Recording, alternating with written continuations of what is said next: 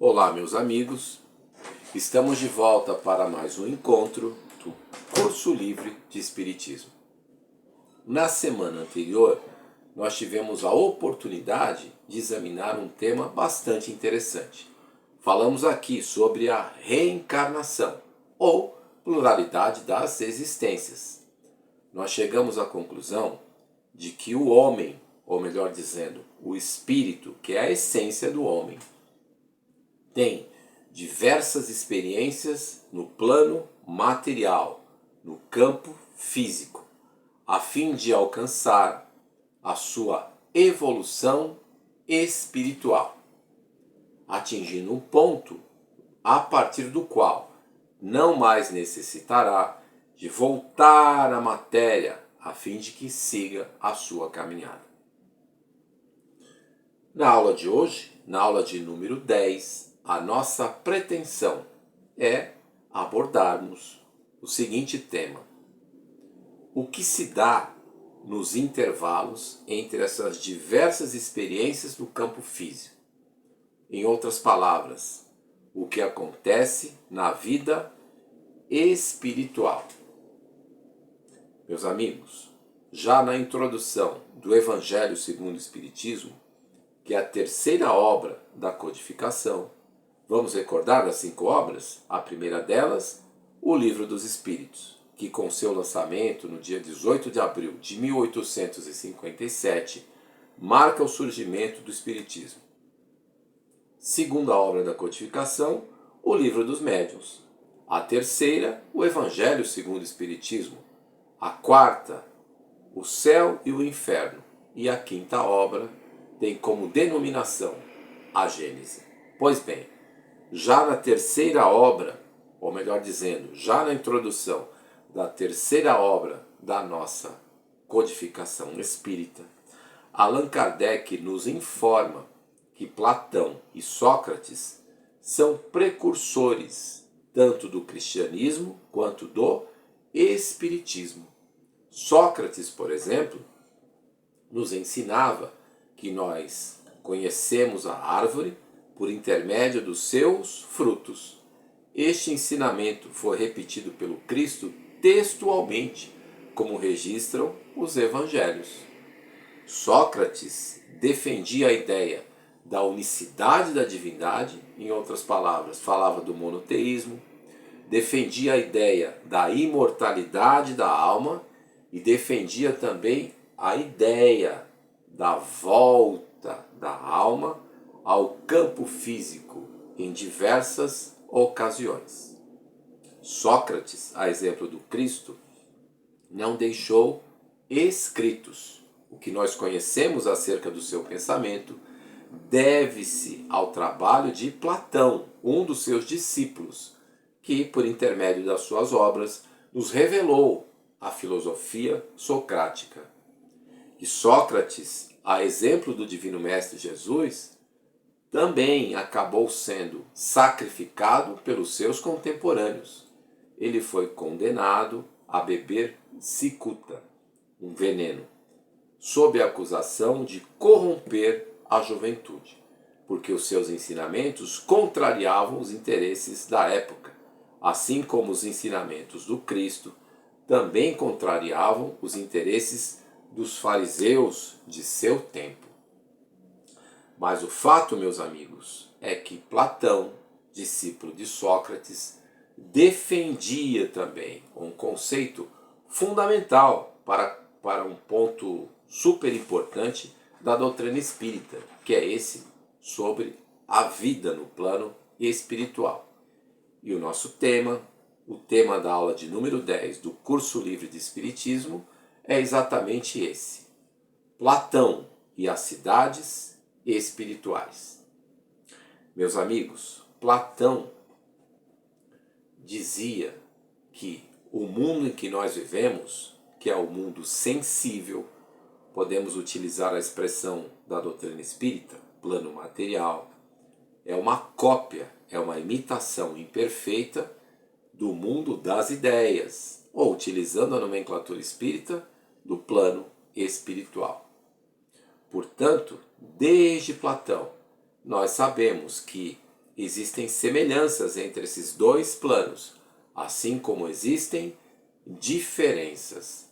Mas o fundamental é que nós compreendamos que o plano material, o mundo transitório, é uma imitação do plano espiritual, que é o mundo permanente. Pois bem, meus amigos, no plano material, o homem se define como um ser tridimensional. Ele tem a sua essência, que é o espírito. Tem o seu corpo espiritual, como dizia Paulo de Tarso, ou como dizia Kardec, perispírito. E tem também o seu corpo físico. No mundo espiritual, ele não se define mais como um ser tridimensional, mas sim bidimensional, porque o corpo físico inexiste. Permanecem o espírito e o perispírito.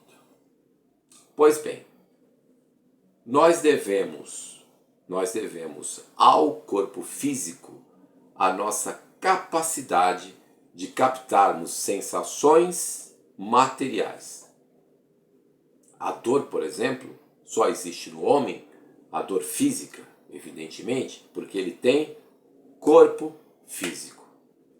Não dispondo mais do corpo físico, nós podemos asseverar que no mundo espiritual as dores físicas não existem. Mas atenção, Kardec, à época da codificação, quando entrevistava, por assim dizer, diversas entidades, chegou à conclusão que muitas delas relatavam a existência de sensação no mundo espiritual, sensação física. Reclamavam de fome, de frio, de cansaço, de dor e assim por diante. Ora, não mais dispondo do corpo físico, como se explicaria essa experiência, uma experiência sensorial, num plano que não é mais sensorial? O Espírito da Verdade esclarece este ponto de maneira primorosa. Revela à entidade superior que, no plano espiritual, o espírito pode se recordar das suas experiências no campo físico. Se recordar, não vivenciá-las de fato. Ele se lembra que na Terra sentiu fome e tem a sensação que está sentindo fome naquele momento. Ele se recorda da dor e tem a sensação que está sentindo dor. Ele se recorda do cansaço e tem a sensação de estar cansado no plano espiritual, mesmo não dispondo mais de um corpo físico. Portanto, são reminiscências, meus amigos, porque no plano espiritual não existem sensações físicas. E quanto mais o espírito é materializado, ou seja, quanto mais atenção ele devota ao campo material, mais essas recordações vêm à sua mente e mais ele tem a impressão de estar passando por sensações de cunho material. É simples entender esse mecanismo. Se eu perguntasse a vocês que me dão o privilégio de acompanhar este vídeo, a aula de número 10 do curso Livre de Espiritismo, se vocês gostam de suco de laranja, mesmo sem estar tomando suco de laranja nesse momento, para me responder, vocês iam se recordar do sabor. Por quê? Porque já tiveram essa experiência. E mesmo não degustando o suco neste momento, se recordam de qual é o seu gosto. É o mesmo que se dá em relação ao plano espiritual, quando o espírito parte do plano material. Eu tenho aqui um relógio. Já passaram por essa experiência? Você fica 10, 12 horas com o relógio no pulso. Chega em casa, tira o relógio. Alguém pergunta, que horas são? E você vai olhar a hora, pensando que o relógio ainda está lá. Ele não está mais, você já tirou. Mas você ainda tem aquela sensação de que o relógio permanece no seu pulso. É isso que explica as sensações dos espíritos no mundo espiritual. No mundo espiritual, a percepção se dilata, se dilata. Os espíritos veem mais claramente, ouvem mais claramente. Por quê? Porque as suas potencialidades relacionadas aos sentidos não estão mais circunscritas, não estão mais limitadas pelo corpo físico. Um espírito vê na integralidade do seu ser e não necessita de luz para que possa ver. Ele ouve de forma mais clara. As percepções, portanto, se dilatam. Se dilatam. E como se organizam os espíritos no mundo espiritual? Eles se organizam em cidades, são as chamadas cidades espirituais, das quais as cidades da Terra são cópias imperfeitas. A cidade mais célebre na doutrina espírita, por ter sido objeto de uma obra muito importante, é o nosso lar, que é a cidade abordada no livro Nosso Lar, ditado por André Luiz, ao inesquecível médium Francisco Cândido Xavier. Mas esta é a única cidade espiritual? Não, não é a única. Nós temos notícia, por exemplo, de agrupamentos, espirituais dirigidos pela Mãe Santíssima, no qual ela acolhe os suicidas. Isso é relatado numa obra também maravilhosa, esta não psicografada por Chico Xavier, psicografada por Dona Ivone do Amaral Pereira e ditada pelo escritor português Camilo Castelo Branco, Memórias de um Suicida. E tanto na obra Memórias de um Suicida, quanto na obra Nosso Lar e nas diversas outras que nos foram transmitidas por André Luiz, fica evidenciado que as instituições que existem na Terra existem também no plano espiritual, onde há escolas, hospitais e assim por diante. Por quê, meus amigos? Porque quanto mais próximo, ou melhor dizendo, quanto mais materializado está o espírito, materializado em função do seu estado mental, é a isso que eu me refiro, mais parecida é a sua vida no campo espiritual com aquela que ele tem no campo material. Não é verdade? Conforme o espírito vai se desmaterializando, ou seja, conforme ele vai dando menos atenção às questões materiais e vai se espiritualizando efetivamente, a sua vida no mundo espiritual vai se distanciando daquelas experiências que ele tem na Terra. É por isso, meus amigos, por conta da diferença de densidade entre os corpos espirituais, entre os perispíritos, que no mundo espiritual, dependendo do seu grau de evolução, uma determinada entidade vive com alguns companheiros ou outros numa determinada cidade espiritual ou outra, diferentemente do que acontece na Terra, onde nós temos espíritos de categorias distintas convivendo no mesmo espaço.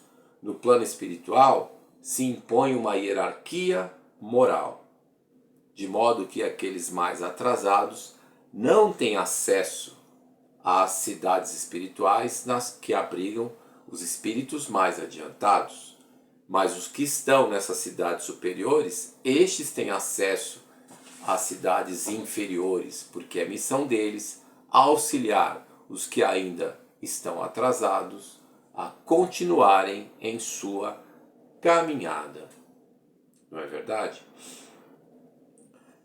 O plano espiritual, portanto, reproduz, ou melhor dizendo, a Terra reproduz as condições do plano espiritual, Mas conforme o espírito vai ascendendo, ele vai se distanciando do plano material.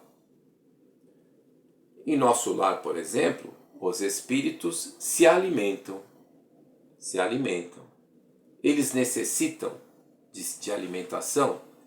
A resposta é não, mas eles têm uma dependência mental. Eles se recordam da sua experiência na Terra, lembram da fome e recorrem à alimentação. Mas se eles não se alimentassem, o que aconteceria? Na Terra, se nós não nos alimentamos, nós desencarnamos. No plano espiritual, se nós não nos alimentamos, não acontece nada, porque desencarnado ele já está. Mas ele tem uma necessidade mental, o seu estado mental o induz a se alimentar. Portanto, numa cidade do nível de nosso lar, existe o hábito da alimentação, não é verdade? Quando o espírito tem muita dependência mental, insisto mais uma vez, daquilo que ele vivenciava na Terra, ele fica no plano terrestre buscando se associar a encarnados que possam lhe transmitir as sensações das quais ele sente falta. Por quê? Retomo aqui o começo da nossa conversa. Quem captura as sensações é o corpo físico, mas essas sensações são processadas pelo espírito e são transmitidas da matéria ao espírito pelo perispírito. Pois bem, meus amigos, quando um desencarnado se aproxima de um encarnado, nós temos a aproximação dos dois perispíritos, de modo que as sensações captadas pelo corpo físico do encarnado são transmitidas pelos dois perispíritos para os dois espíritos. E é por isso que aqueles espíritos, aquelas entidades que sentem falta do álcool, se associam na Terra àqueles que consomem o álcool para que eles possam saciar a sua vontade. Aqueles que na Terra utilizavam o tabaco e se sentem falta desse hábito no plano espiritual, procuram no plano material aqueles encarnados que podem lhe proporcionar esta sensação.